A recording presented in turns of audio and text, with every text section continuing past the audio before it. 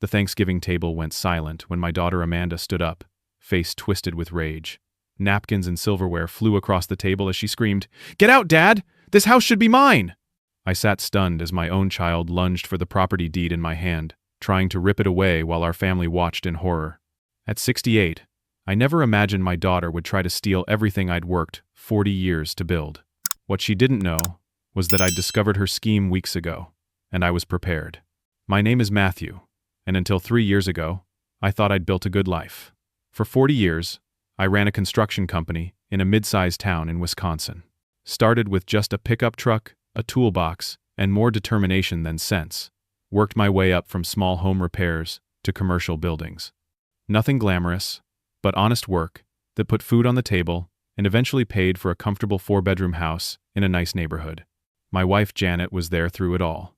She kept the books in the early days, packed my lunch every morning, and never complained when I came home covered in drywall dust or paint. We raised 2 kids in that house. Amanda came first, our headstrong girl who always knew what she wanted. Then Jack, 3 years later. Quieter, but with a mind sharp as a tack. Janet and I tried our best to give them a good foundation without spoiling them. Janet always said, "Give them roots to ground them and wings to fly." So we paid for their college, helped them get started in life, but expected them to build their own futures. For the most part, they did. Amanda became an event planner, married Scott, who worked in finance, and gave us 2 grandkids. Jack went into software development and moved to Colorado. When Janet got the cancer diagnosis, it hit us all hard. Pancreatic. The kind that doesn't give you much time.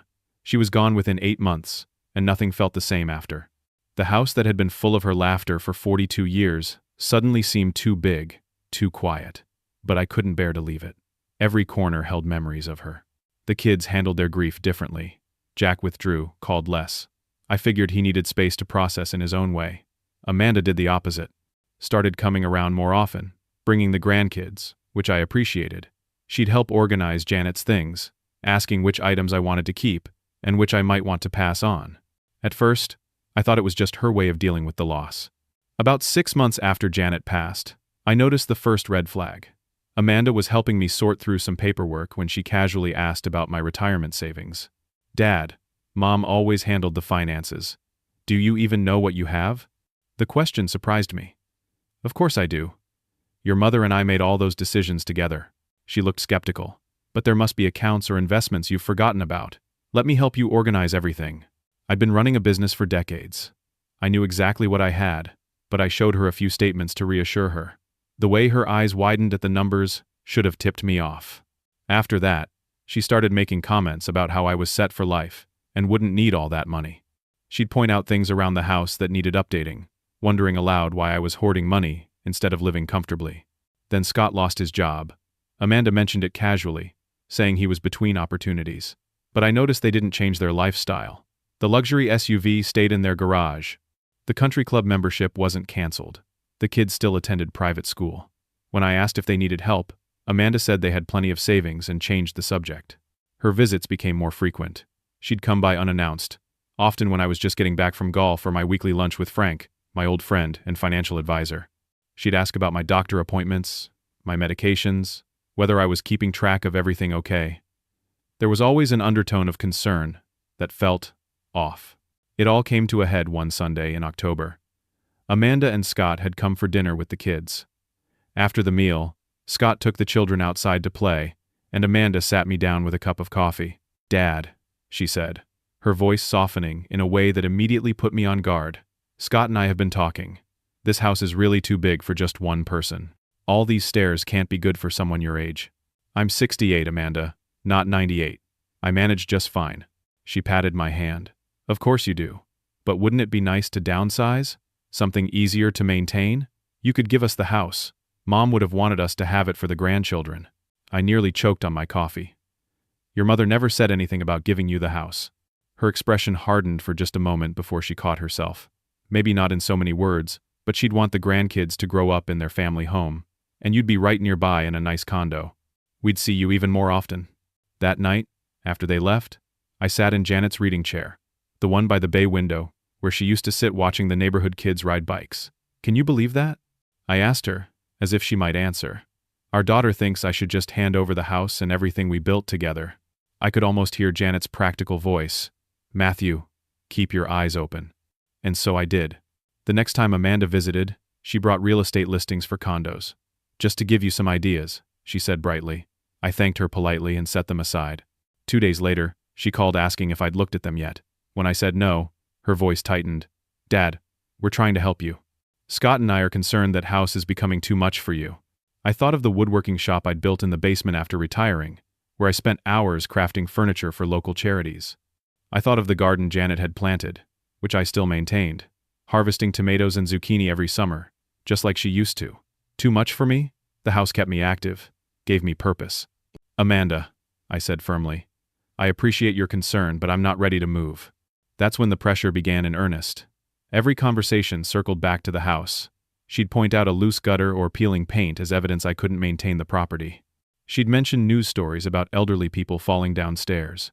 She'd talk about her family's need for more space, in that subtle way that made it seem selfish of me not to help. One afternoon, sitting on the back deck, watching leaves fall from the maple tree Janet and I planted when Amanda was born, I found myself remembering her as a little girl. How she'd come running to show me a drawing, or a good grade. The way her face lit up when I taught her to ride a bike on the driveway. The fierce hug she gave me at her high school graduation when I told her how proud I was. When had that loving daughter become this person who seemed to see me as an obstacle to what she wanted? I called Frank, who'd been my friend since we served in the Army together before I started my business. Frank had become a financial planner, had helped Janet and me set up our retirement. He knew our finances better than anyone. She's been asking about the house for months now, I told him over coffee at our usual diner. Yesterday she called it her inheritance, as if I've already died. Frank's bushy eyebrows drew together. Matthew, be careful. I've seen this before. Adult children get impatient for their inheritance. They start thinking they know better how to use the money than their parents do. But Amanda? She and Scott make good money. Frank shrugged. You said he lost his job. Maybe there's more going on than they're telling you. A week later, my sister Carol called from Florida. Matthew, is everything okay with you? Amanda called me worried about your memory. Said you've been forgetting important things, getting confused. My blood ran cold. Carol, that's absolutely not true. I'm as sharp as ever. That's what I thought, she said. She mentioned something about you needing help, managing your finances, maybe setting up a family trust with her, as trustee. It didn't sound right to me. After hanging up, I sat stunned. My own daughter was laying groundwork, telling family members I was declining mentally. The implications were chilling. 2 days later, Amanda and Scott arrived for their usual Sunday dinner with news. We've decided to sell our house, Amanda announced. The market's great right now. That's a big decision, I said, watching them carefully. Where are you planning to move? Scott glanced at Amanda before answering. We're between options right now. Might need to stay somewhere temporarily while we find the perfect place. I saw the look they exchanged. They were expecting to move into my house. They'd already decided. You know, I offered, if you're having financial difficulties, I could help with a loan. No need to sell your house. Amanda's smile was tight. That's sweet, Dad, but we've made up our minds. Actually, we've already accepted an offer. That night after they left, I went to check my mail. Bills usually arrived around the 15th, and I always paid them promptly. But when I opened my filing cabinet, something felt off. The bank statements were there, but not in the neat order I always kept them. The envelopes had been opened and resealed with care, but not quite perfectly. Someone had been going through my financial records, and I had a pretty good idea who. The discovery that Amanda had been searching through my private financial documents left me feeling violated. This was my daughter, the little girl I'd taught to ride a bike and helped with math homework. Now she was sneaking through my papers while I was out of the room. The next day, I drove to a small electronics store in the next town over. The young clerk looked surprised when I asked about security cameras, probably not expecting a man my age to want one. I explained I needed something discreet for my home office. Got just the thing, he said, showing me a small camera that could be mistaken for a desk clock. Motion activated, uploads to the cloud. You can check it from your phone. I'm not a tech wizard, but I managed to set it up on the bookshelf in my home office, positioned to view my desk and filing cabinet. Then, I waited. 3 days later, Amanda dropped by unannounced around lunchtime. Just in the neighborhood, she claimed, though her workplace was across town. Thought I'd bring you some of that soup you like. We ate together, and then I deliberately mentioned needing to run to the hardware store for some supplies. Make yourself at home, I told her. I shouldn't be more than 30 minutes. Instead of driving to the store, I parked down the street and opened the camera app on my phone. Within minutes, I watched in disbelief as Amanda entered my office, went straight to the filing cabinet, and began methodically going through folders. She took photos of several documents with her phone, replaced everything carefully, and closed the drawer. My hands shook as I drove back to the house. When I walked in, she was sitting innocently on the couch, scrolling through her phone. "Amanda," I said quietly, "we need to talk about why you're going through my financial documents without my permission." Her face registered shock, then quickly shifted to indignation. "What? I would never do that!" "I saw you. Just now. I have a security camera in my office." Color drained from her face, then returned as anger. "You're spying on me? Your own daughter? This is exactly why we're worried about you, Dad. You're becoming paranoid, setting up secret cameras. This isn't normal behavior." I was prepared for denial, but not for her to turn it around on me. "Amanda, what's really going on here? Are you and Scott in financial trouble?" "We're fine," she snapped, gathering her purse. "But clearly you're not. Maybe it's time we talked about getting you some help. This paranoia could be a sign of cognitive decline." After she stormed out, I sat heavily in my armchair. The confrontation hadn't gone as planned. Instead of admitting what she'd done, she doubled down, using my accusation as further evidence of my supposed mental decline. It was manipulative and calculating in a way I never would have associated with my daughter. The next week, Scott's parents called me. We'd always had a cordial relationship, meeting at family events but not particularly close. They sounded uncomfortable. "Matthew," Scott's father said, "we wanted to check in about the house situation. Amanda mentioned you promised them the house years ago, but might be getting confused about it now. If there's anything we can do to help smooth things over." I was speechless for a moment. "Jim, I never promised them my house. Ever. They've been pressuring me to give it to them, but I've consistently said no." An awkward silence followed. "I see," he finally said. "There seems to be some miscommunication."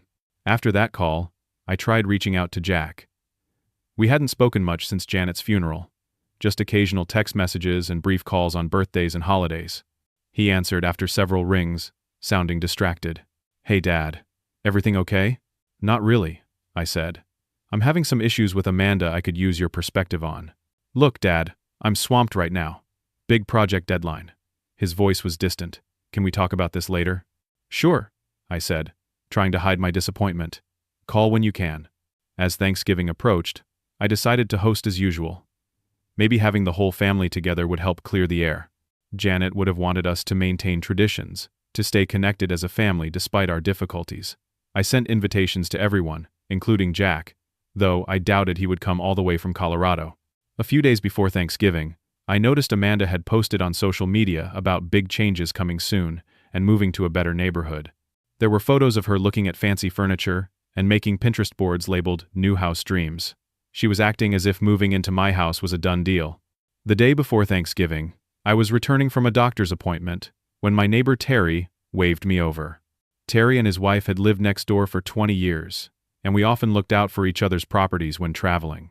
"Hey Matthew," he said, looking uncomfortable. "Something odd happened while you were out.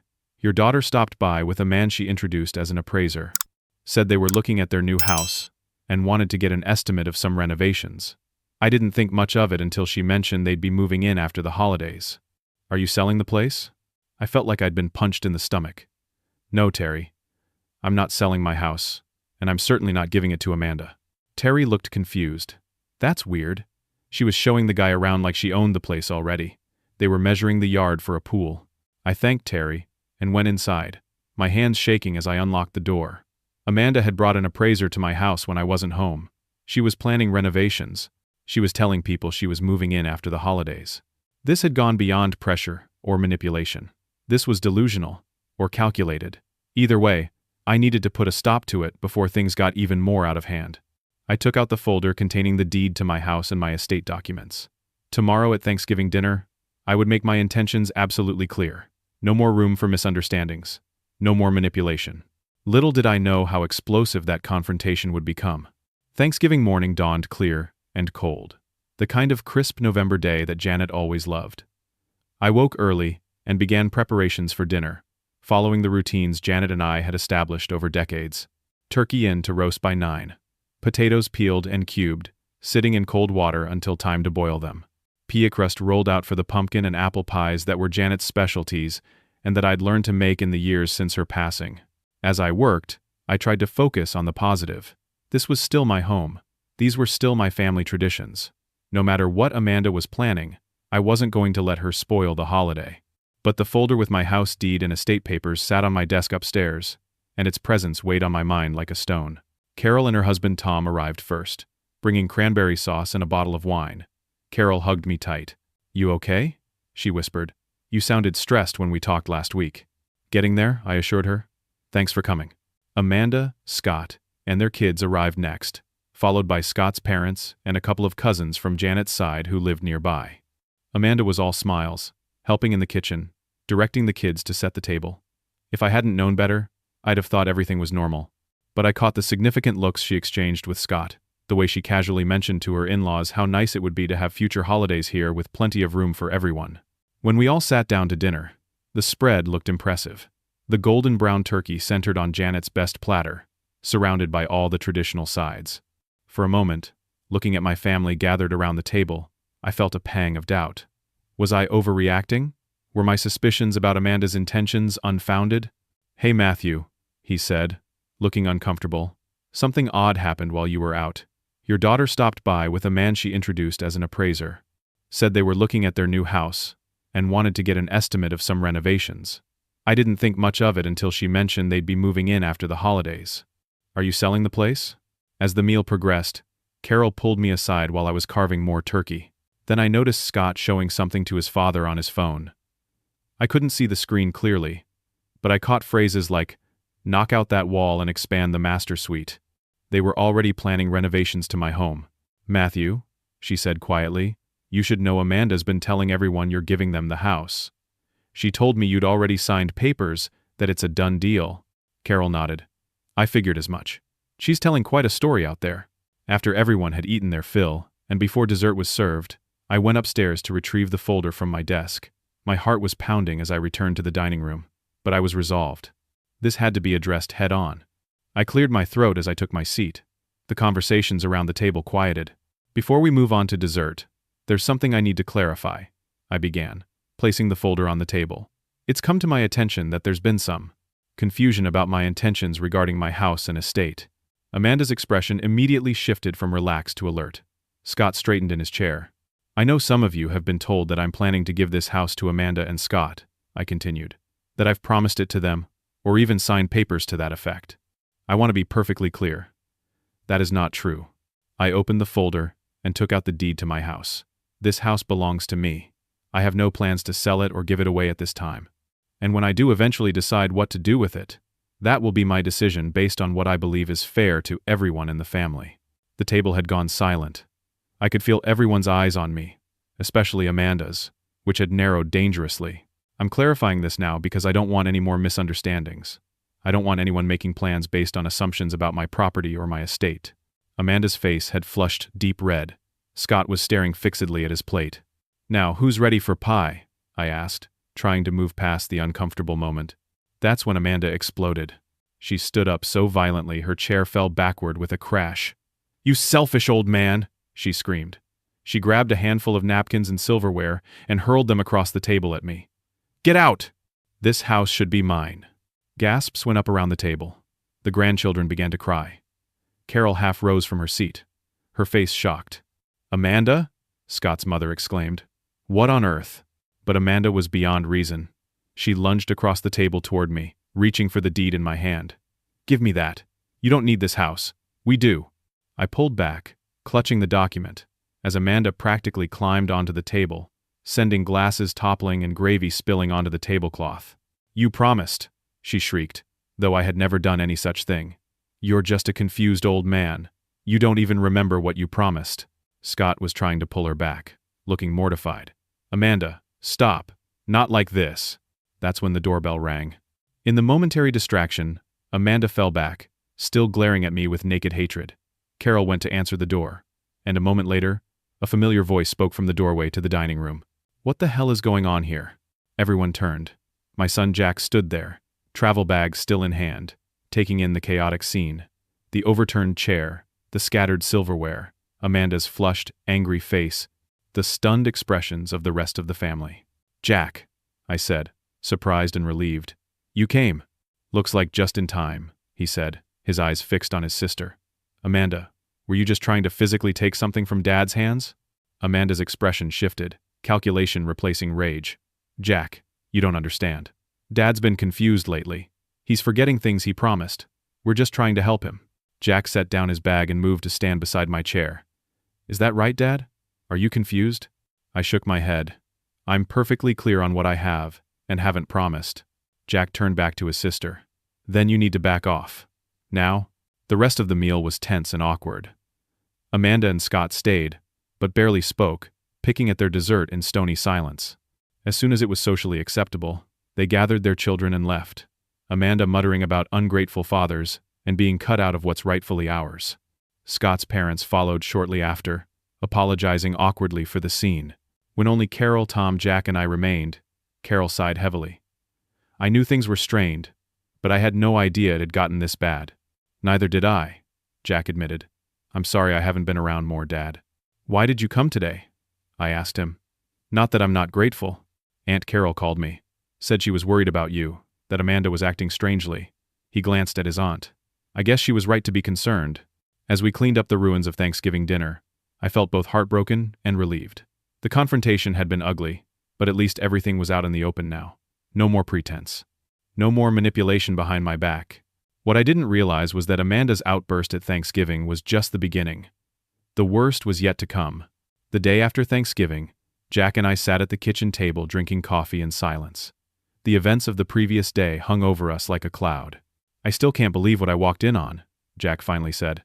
"Amanda trying to physically grab documents out of your hands. She's completely lost it." I sighed, feeling the weight of my age and the sadness of the situation. "I should have seen it coming. The signs were there for months." Jack shook his head. "Don't blame yourself. I should have been here more after Mom died." He stared into his coffee. "I stayed away because it hurt too much. Every time I thought about coming home and Mom not being here," he trailed off. "You don't need to explain," I told him. "We all handle grief differently. But I left you alone to deal with everything. Including Amanda." Jack looked up. "Has she always been this? Entitled?" "Not always. She was always strong-willed, knew what she wanted. But this level of deception, the manipulation," I shook my head. "This is new. Or maybe I just didn't want to see it before." Jack pulled out his phone and pulled up Amanda's social media accounts. "Look at this," he said, showing me posts from the past several months. There were photos of our house with captions like, "Planning the renovations for our new home," and "Can't wait to move the family to their forever home after the holidays." "She's been telling all her friends that she's getting the house," Jack said. "Like it's already a done deal." "She told Carol the same thing," I said. "That I'd already signed papers giving her the house." Jack kept scrolling. "Wait, what's this?" He showed me a post from an online fundraising site. Amanda had set up a campaign titled, "Help Support My Elderly Father's Care." The description claimed I was showing signs of dementia and needed specialized care that insurance wouldn't cover. She was asking for $5,000 to help with memory care consultations and legal fees. "She's telling people I have dementia," I said, stunned. "She's collecting money for it." Jack looked grim. "This goes beyond wanting your house, Dad. She's setting up a narrative that you're mentally incompetent. Do you know why she'd do that?" I thought about it. If I were declared incompetent, she could apply to become my guardian or conservator. She'd have control of all my finances, my property. "Exactly," Jack said. "I think we need to take this very seriously." For the next few hours, Jack and I went through my office, looking for any other signs of Amanda's plans. We found several recorded conversations on her phone that she'd accidentally synced to the family cloud account Janet had set up years ago. In them, Amanda was clearly trying to lead me into confused-sounding statements, asking deliberately confusing questions and interrupting me when I tried to clarify. She's been gathering evidence of my decline, I realized, building a case. Jack's face was grim. "Dad, I need to ask you something important. After Mom died, did you update your will and estate plan?" I nodded. "Frank helped me revise everything. I met with the attorney last year. And what does it say about the house? About your assets? Everything is split equally between you and Amanda. The house would be sold unless one of you wants to buy the other out." Jack looked relieved. "At least she can't claim you promised her everything." Just then, my phone rang. It was Terry from next door. "Matthew, I thought you should know." Your daughter is over here telling my wife you're having one of your confused episodes and asked us to call her instead of checking on you directly if we see anything concerning. What's going on? After I hung up, I told Jack about the call. She's contacting my neighbors, friends, trying to establish this pattern of me being confused or impaired. She can't get away with this, Jack said firmly. We need to document everything she's doing. The next day, the real bombshell arrived. A courier delivered a certified letter. Inside was a notice that Amanda had filed a petition for conservatorship in county court, claiming I was no longer capable of managing my financial affairs due to cognitive decline. A hearing was scheduled for the following month. She actually did it, I whispered, my hands trembling. My own daughter is trying to legally take control of my life. Jack took the papers, his face hardening as he read. This stops now, he said. I'm calling in sick to work. I'm staying here until this is resolved. That afternoon, we received a text from Amanda. I hope you understand this is for your own good, Dad. Scott and I only want what's best for you. When the judge sees how confused you've become, you'll get the care you need, and we'll handle everything else. The thinly veiled threat was clear. Amanda expected to win the conservatorship and gain control of my house and finances, but she had miscalculated. She didn't know that her brother had returned, and she certainly didn't know what else I had up my sleeve. The conservatorship filing sent a chill through me, unlike anything I'd experienced before. The idea that my own child was trying to legally strip me of my autonomy, to take control of everything I'd worked for, was almost unthinkable. But the papers in my hand made it very real. Jack immediately took charge of the situation, with an efficiency that reminded me of Janet. First, we need a lawyer, he said. Not just any lawyer, but someone who specializes in elder law and fighting false conservatorship claims. I called Frank, who recommended Patricia Winters, an attorney who'd helped several of his clients with similar issues. We got an appointment for the next morning. Patricia's office was warm and inviting, not the cold, intimidating space I'd expected. The attorney herself was a no-nonsense woman in her 50s, with keen eyes and a reassuring manner. Unfortunately, what you're describing isn't uncommon, she said after we explained the situation. Adult children becoming impatient for their inheritance, using conservatorship as a tool to gain control of assets. The good news is, when the claims are false, they can be fought successfully. She laid out our strategy. First, I would undergo comprehensive cognitive and neurological testing to document my mental competence.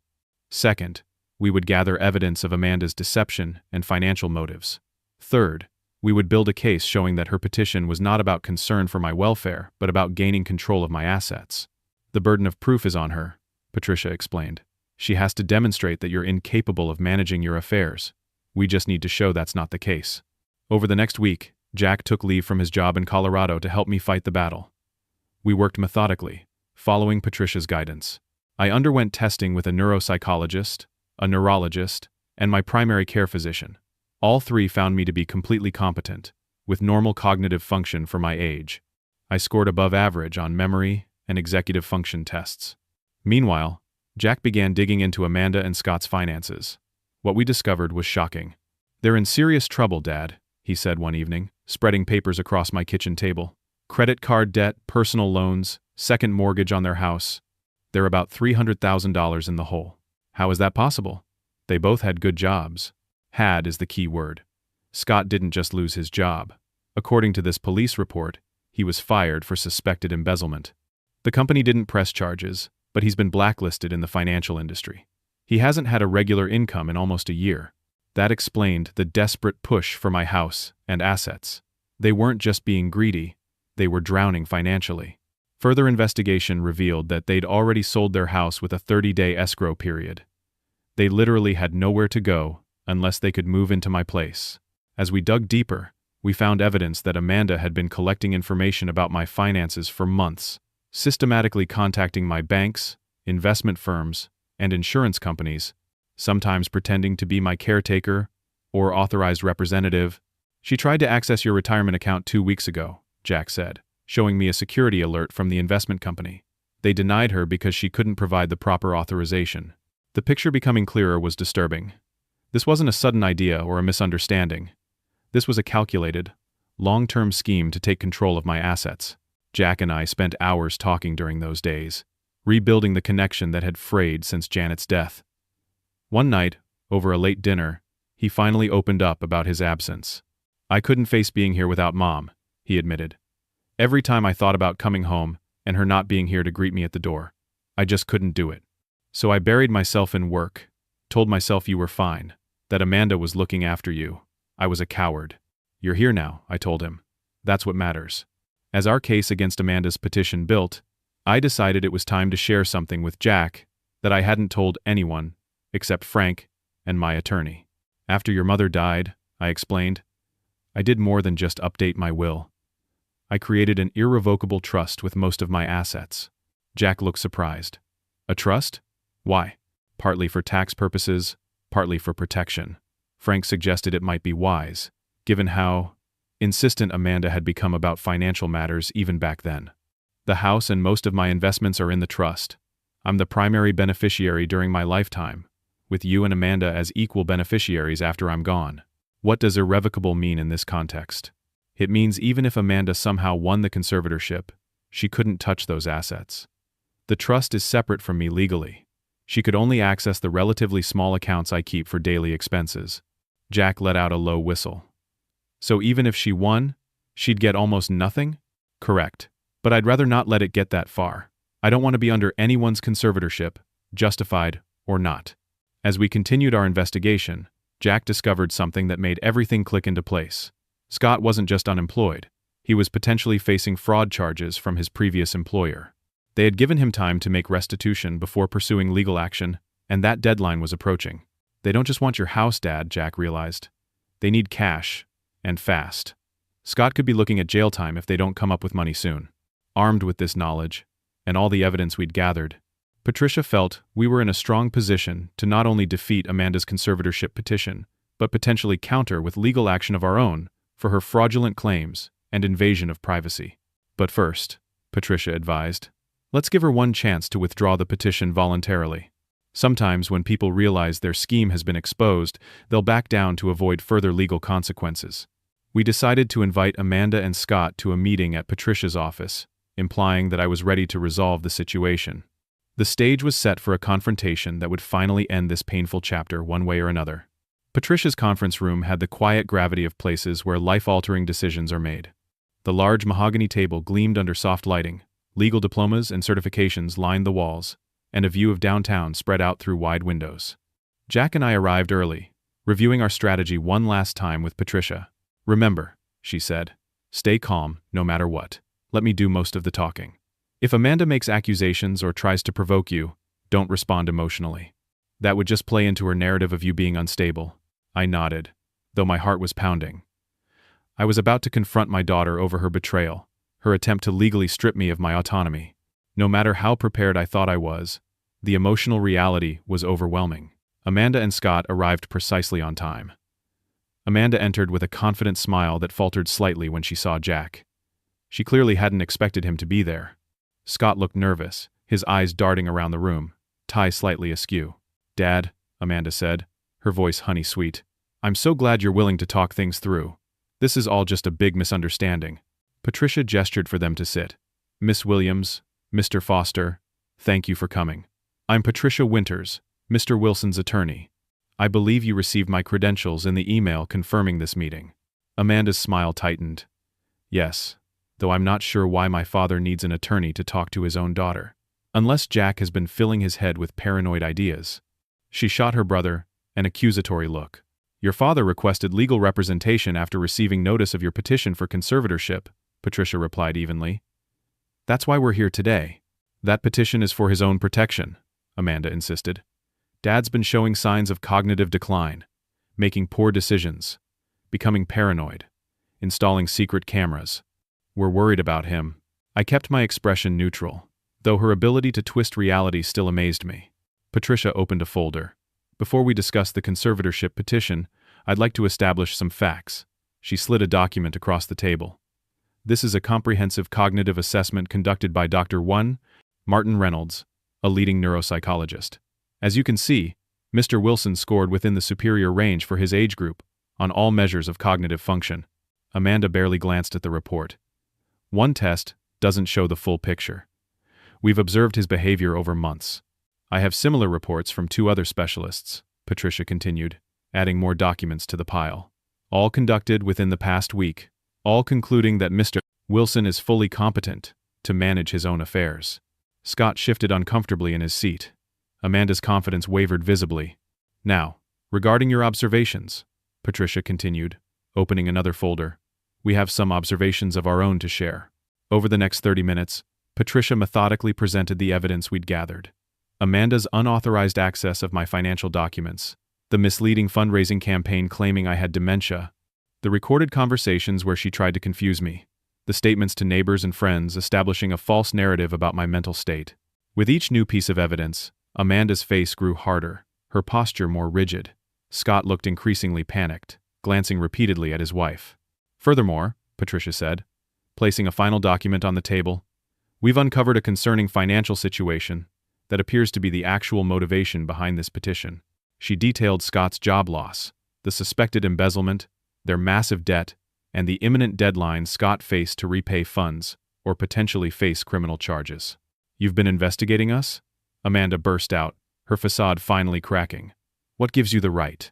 When you file a legal action, attempting to take control of someone's entire life and assets, you open yourself to investigation, Patricia replied calmly.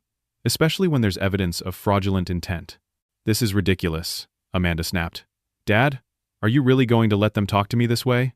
Your own daughter? It was time for me to speak. I leaned forward, looking directly into the eyes of the child I'd raised, the woman who'd tried to take everything from me. Amanda, I said quietly, I've seen the real estate listings where you told friends you were moving into my house after Thanksgiving. I've seen the fundraiser where you claimed I have dementia. I have video of you searching through my financial documents without permission. I know about the appraiser you brought to my house when I wasn't home. Her expression froze. But what hurts most, I continued, isn't that you wanted my house or my money. It's that you were willing to legally declare me incompetent to get it. Do you have any idea what that would have done to me? To have my independence, my dignity stripped away? To be at your mercy for every decision, every dollar? We were trying to help, she insisted, but her voice lacked conviction. No, you were trying to help yourselves, Jack interjected, and you didn't care who you hurt in the process, including your own father. Scott suddenly spoke up, his voice strained. Amanda, this isn't going to work. They know everything. Shut up, Scott, Amanda hissed. No, I'm done, he said, loosening his tie. This was your idea from the start. You said your dad was getting forgetful, that he'd probably sign whatever we put in front of him. You said we could move into his house, sell it, pay off our debts, and still have plenty left. You said he'd be better off in assisted living anyway. The look Amanda gave her husband could have frozen fire. Mr. Foster, Patricia said, are you stating that there was a deliberate plan to mislead Mr. Wilson and gain control of his assets under false pretenses? Scott nodded miserably. I'm not going to jail for this. I'm already facing possible charges from my former employer. I can't add elder fraud to that. You coward, Amanda spat. After everything I've done trying to fix your mistakes, I felt strangely calm watching this unraveling. Amanda, I said, I need you to understand something. Even if your plan had succeeded, even if you'd won the conservatorship, you wouldn't have gotten what you wanted. I nodded to Patricia, who explained the irrevocable trust I'd established. Most of Dad's assets, including the house, are protected in that trust, Jack added. You couldn't have touched them even with a conservatorship. Amanda's face went blank with shock, then flushed with anger. You did this on purpose. You never trusted me. I set up the trust on the advice of my financial planner, for tax purposes, I explained, but I'm grateful for it now. Patricia brought the meeting back to its purpose. Miss Williams, in light of the evidence presented, I strongly advise you to withdraw your conservatorship petition immediately. Should you choose to proceed, we are prepared to not only defeat the petition but to counter with actions for defamation, invasion of privacy, and attempted fraud. Amanda looked cornered. And if I withdraw? Amanda's face went blank with shock, then flushed with anger. You did this on purpose.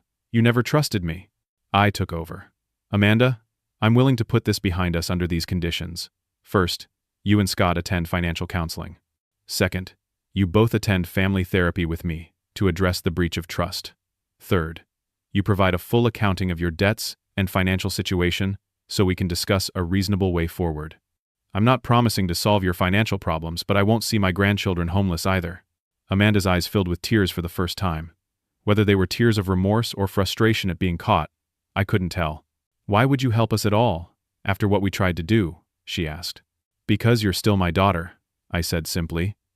and I believe people can change if they want to badly enough. The petition was withdrawn that afternoon. In the months that followed, the path to healing was neither straight nor easy. Amanda and Scott separated 3 months later, unable to overcome the strain of their financial troubles and the revelations of the conservatorship attempt. Amanda moved into a modest apartment, got counseling, and gradually began rebuilding relationships with both me and Jack. She admitted to a shopping addiction that had contributed to their debt and was working on addressing it. Scott eventually made restitution to his former employer and avoided criminal charges, though his financial career was over. He moved to another state for a fresh start. Jack moved back to Wisconsin, taking a remote position with his company to be closer to me. We restored the father-son bond that had frayed after Janet's death, often spending weekends working on projects around the house together, or fishing at the lake, where I'd taught him to cast a line as a boy. By Christmas, 6 months after the confrontation at Patricia's office, our family had transformed. We gathered in my home, the same home Janet and I had filled with love for 40 years, but the atmosphere was different, humbler, more genuine. Amanda brought the children and a homemade pie. Her demeanor changed from entitlement to gratitude. Jack brought his new girlfriend, whom he'd met at a local coffee shop. Carol and Tom joined us, relieved to see healing taking place. As I looked around the table at my imperfect, wounded, healing family, I thought about what Janet would say if she could see us now. I imagined she'd be sad about the pain we'd endured, but proud of the growth that came from it. Sometimes the most valuable lessons come wrapped in the most painful packages. I've learned that setting boundaries, even with those we love most, isn't cruel, it's necessary. That true generosity isn't giving people what they want, but what they need. That forgiveness doesn't mean forgetting or allowing yourself to be taken advantage of again. It means choosing not to let bitterness consume you. Most importantly, I've learned that family bonds can break and still heal, different than before, but sometimes stronger at the mended places. Like the Japanese art of kintsugi, where broken pottery is repaired with gold, making the piece more beautiful for having been broken. My house remains my own, a place where memories of Janet live alongside new memories I'm making with my children and grandchildren. I've updated my will and trust to ensure everything is crystal clear, but I've also set up college funds for the grandkids and helped Amanda with a down payment on a small condo of her own. Not because I owed her anything, but because that's what family does when everyone is acting in good faith. We help each other. We support each other. We love each other, even when it's hard. Especially when it's hard. Have you ever faced a betrayal by someone you trusted completely? How did you handle it? Did you cut them off entirely, or find a path to forgiveness while maintaining healthy boundaries? I'd love to hear your stories in the comments below. And if this story resonated with you, please like, subscribe, and share it with someone who might need to hear that healing is possible even after the deepest hurts. Thank you for listening to my story, and I wish you wisdom and peace in your own family relationships.